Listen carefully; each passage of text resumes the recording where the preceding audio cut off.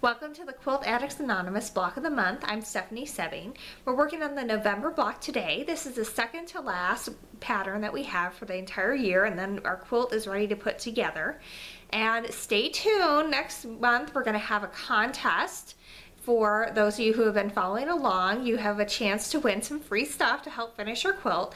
So make sure you come back again in December so that you can get the final pattern and a chance to win. As always, I'm making this quilt in 2 colorways because your own fabric choices really add your own personality and flair to this and make the quilt look completely different from anyone else's who has followed along with this pattern. We have 3 different techniques that we're going to be doing in today's block. We've done them all before, so this will be a good refresher to go over all the skills that we've been building up and learning throughout the year. We're going to start with 2 half square triangles. You're going to start by taking 2 of the 5-inch light pink squares and 2 of the 5-inch purple squares. You're going to draw a line from corner to corner on the wrong side of the 5-inch light pink square and put that right sides together with those 2 5-inch purple squares. Then sew a scant 1/4 inch seam on either side of the drawn line and cut them apart on that drawn line and press them open to reveal 4 half square triangles. That's going to be enough for 1 block. Now we're going to move on to strip piecing. This is a technique we'll use to make those 2 rectangle pieces. It works by sewing the fabric together first and then cutting it apart. It's a lot faster than cutting all those tiny rectangles and then sewing them all together and then pressing them all open. So this is a good time-saving trick that you can use in other patterns as well. Start by taking 1 2.5 inch by width of fabric strip from the dark pink and the teal fabrics. With the right sides together, sew along the width-wise length of the fabric. I find it's helpful to sew this with a scant 1/4 inch seam because I'm not always incredibly accurate when I'm sewing such long seams, and I find that I have a better accuracy when I use that scant 1/4 inch for long seams like this. When you're done, press it open to create a fabric strip set. And then you're going to cut 4.5 inch squares from each strip set.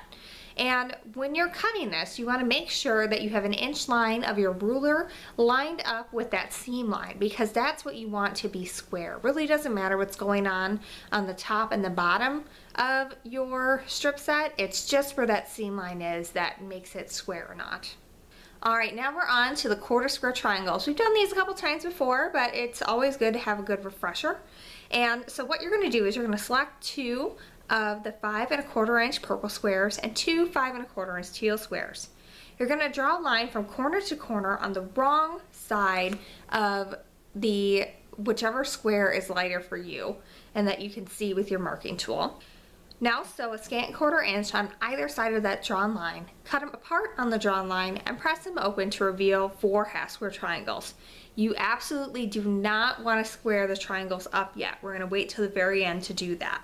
Now what you want to do is draw a line from point to point on the wrong side of just 2 of those half square triangles. And then you're going to lay them together so that the opposite fabrics are meeting with the right sides together. And when you do this, you want to make sure that those seams are abutting nicely. And to check to make sure that that is the case before you sew, you could just put your pointer finger down on this drawn line and pull up the side to peek and make sure that those seams are coming together the way you want them to. If it's not, just make an adjustment and put a pin in and then you're ready to go.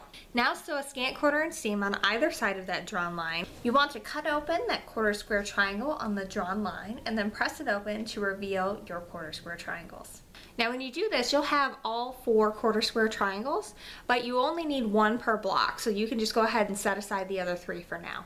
Now this might be a little difficult to see because it's winter in the Midwest and that means the natural light in my house isn't great.